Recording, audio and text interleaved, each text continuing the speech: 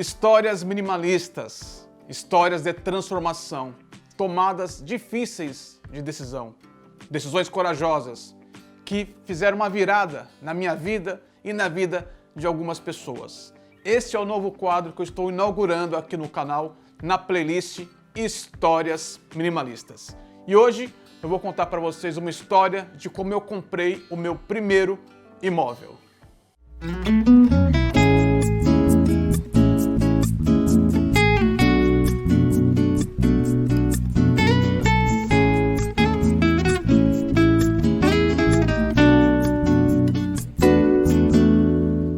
Meu nome é Giannini, autor do livro Mente Minimalista, diretor do documentário que leva o mesmo nome e apresentador aqui do canal.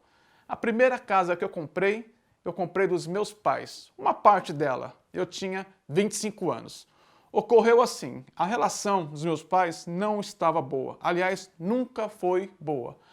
Quem viveu uma situação parecida no lar vai entender que muitas vezes a mulher faz sacrifícios para manter a família unida e principalmente para manter o relacionamento, para não impactar a vida dos filhos. É uma história que se repete cada vez menos, mas em gerações anteriores isso era muito comum.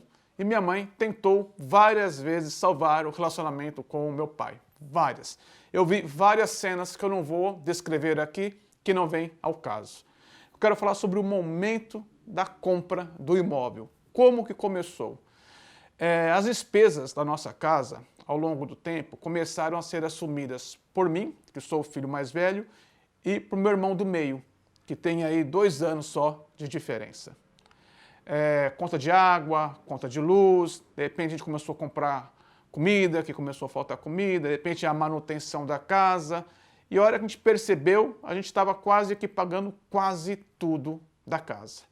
E meu pai cada vez mais se afastando da gente, se afastando da minha mãe, já tinha uma outra família. Na verdade, nós descobrimos isso, que ele tinha até filhos com uma outra mulher, umas 6 ruas assim, sabe? Umas 3 quadras próximas à nossa.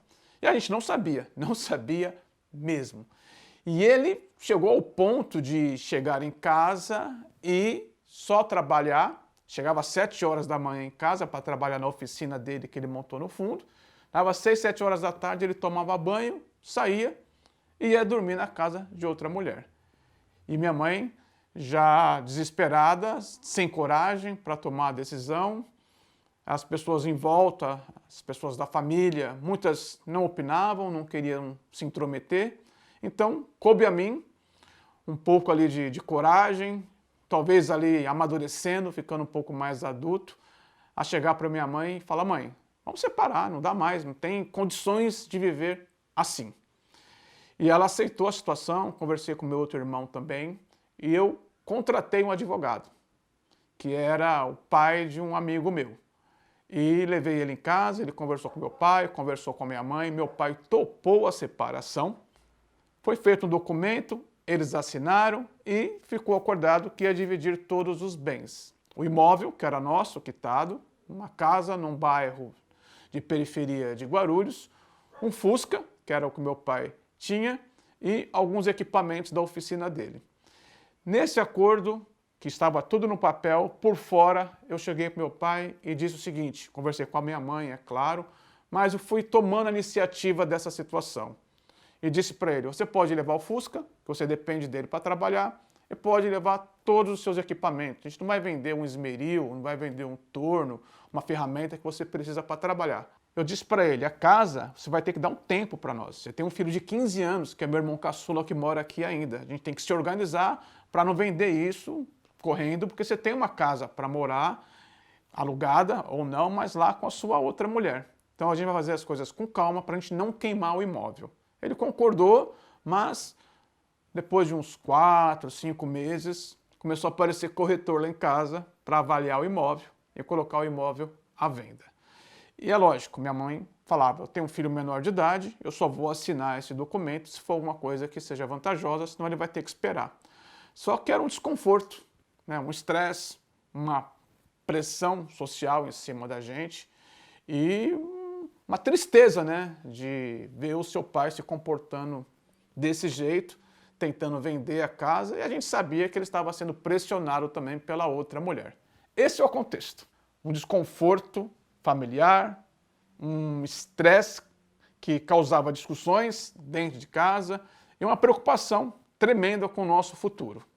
Na verdade, a gente tinha muito medo, a gente não sabia o que ia acontecer.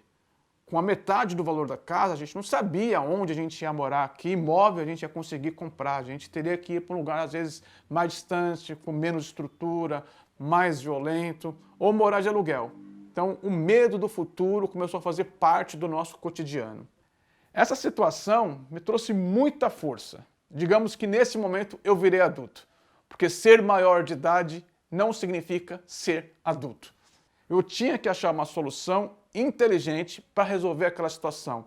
Lógico que eu ia trabalhar muito, ia ter que estudar, ia criar outras alternativas de renda, mas, de fato, eu tinha um prazo. Não era um prazo definido, mas tinha uma pressão. Viver daquele jeito não era bom, era estressante. Então, quanto antes eu resolvesse, melhor. Daqui em diante eu vou compartilhar com vocês a decisão que eu tomei, qual foi a solução encontrada. Mas antes de melhorar, tinha que piorar mais um pouco o quadro. O meu irmão do meio resolveu casar e foi viver a vida dele.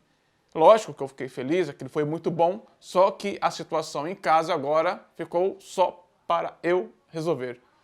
Eu tinha alguém para dividir e agora eu não tinha mais. O que eu fiz? Eu esperei. Deixei o tempo mostrar.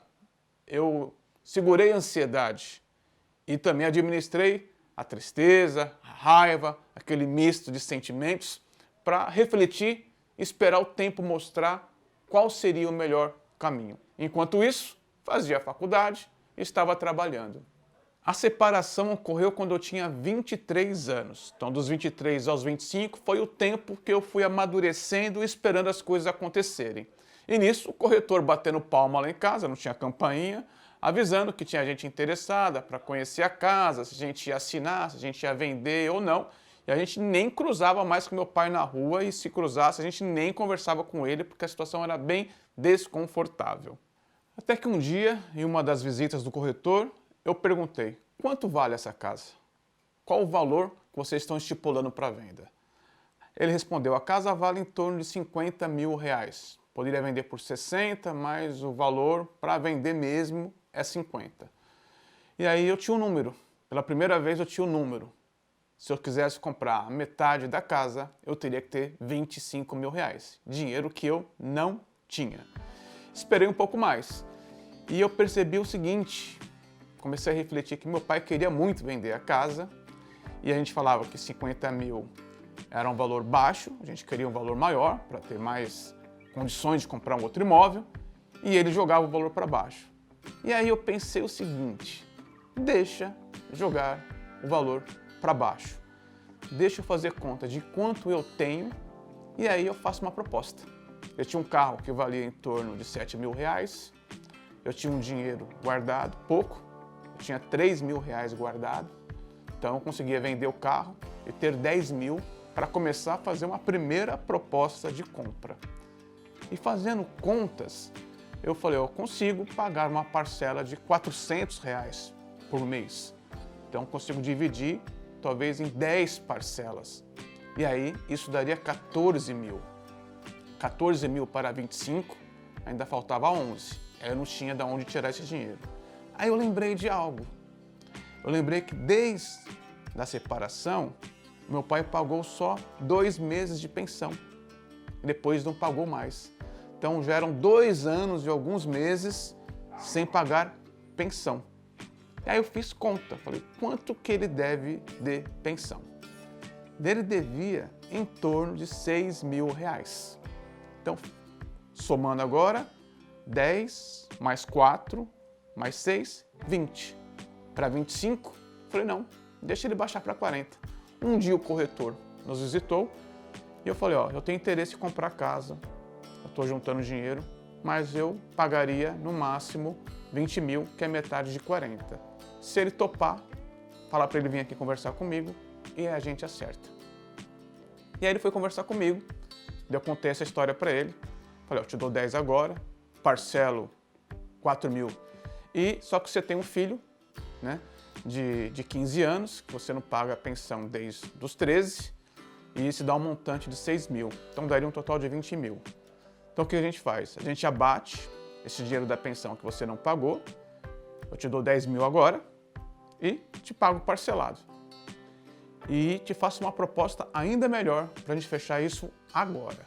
Dele qual? Olha, ó, você tem um filho de 15, que você tem que pagar a pensão até os 21. E aí a gente te libera da pensão. Você não precisa pagar mais. A gente assume aqui a educação do Willi e você se preocupa com a sua outra família.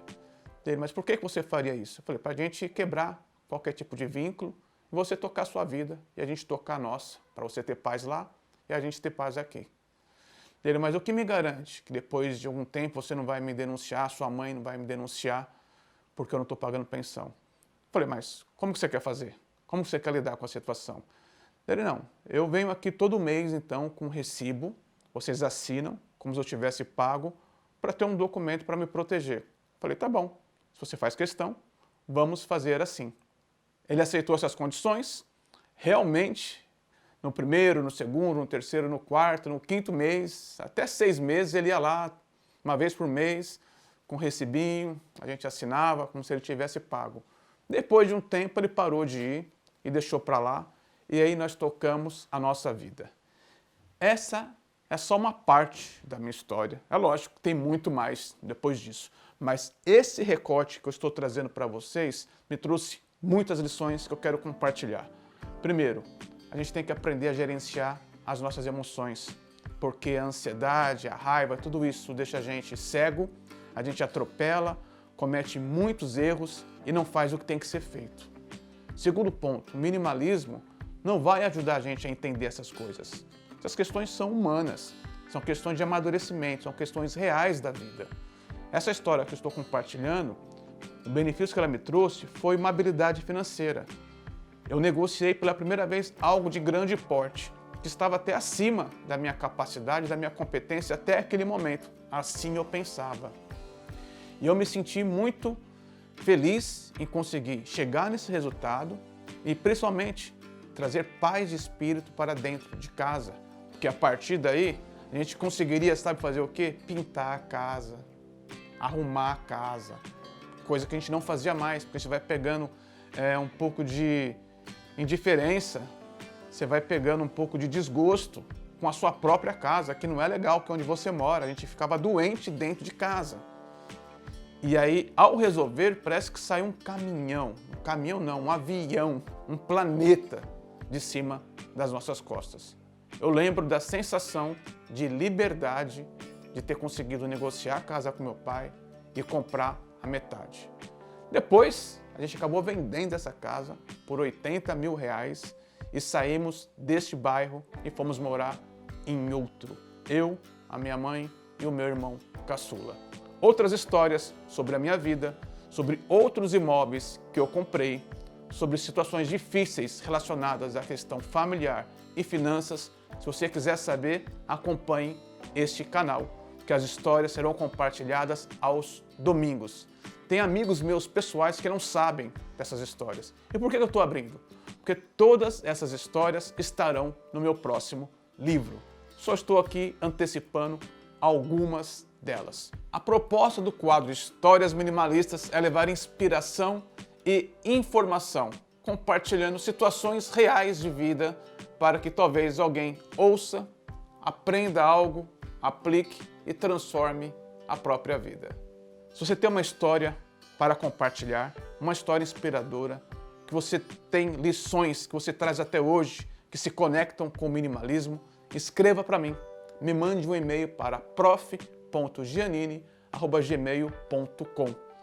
O e-mail está aqui na descrição desse vídeo. Eu já tenho algumas. Eu quero compartilhar outras histórias que muitas pessoas estão me escrevendo sobre vidas modificadas a partir do conteúdo deste canal.